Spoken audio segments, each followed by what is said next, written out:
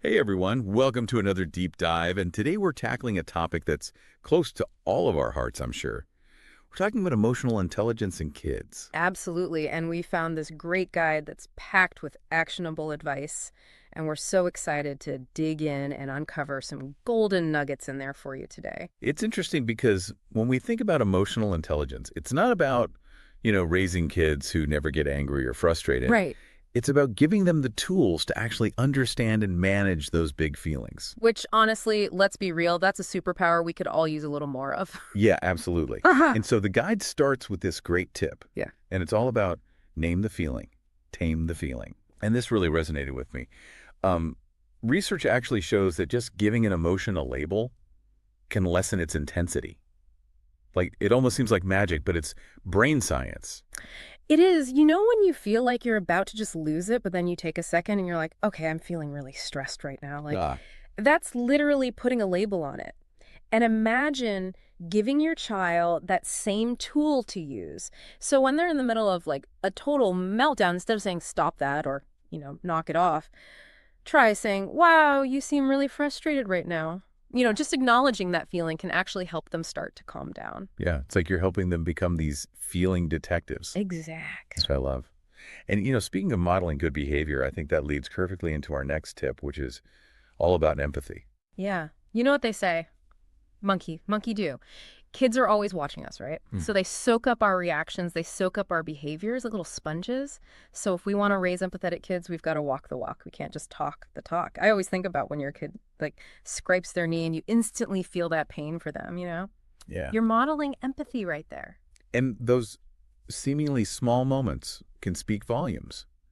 But, what about when those feelings bubble up and your child is struggling to express themselves? How can we create that safe space for them?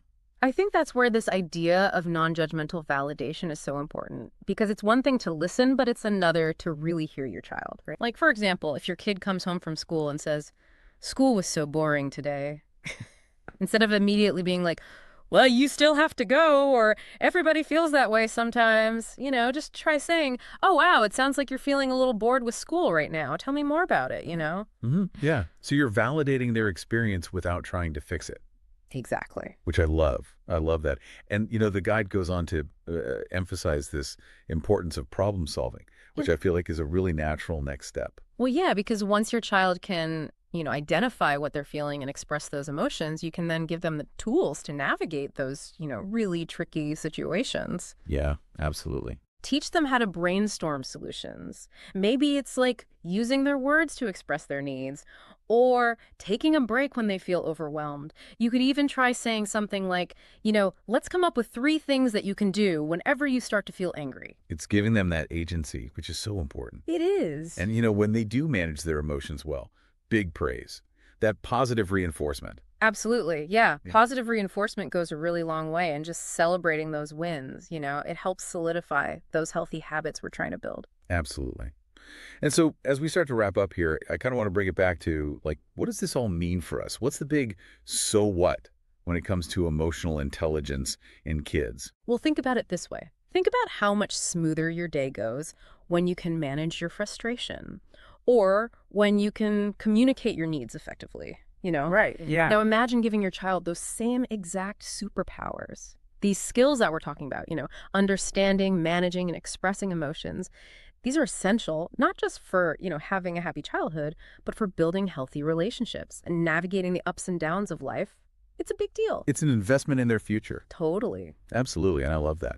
Well, thank you so much for joining us on this deep dive into the world of emotional intelligence. And remember, even small steps can make a world of difference in raising emotionally resilient kids. Yeah. So until next time.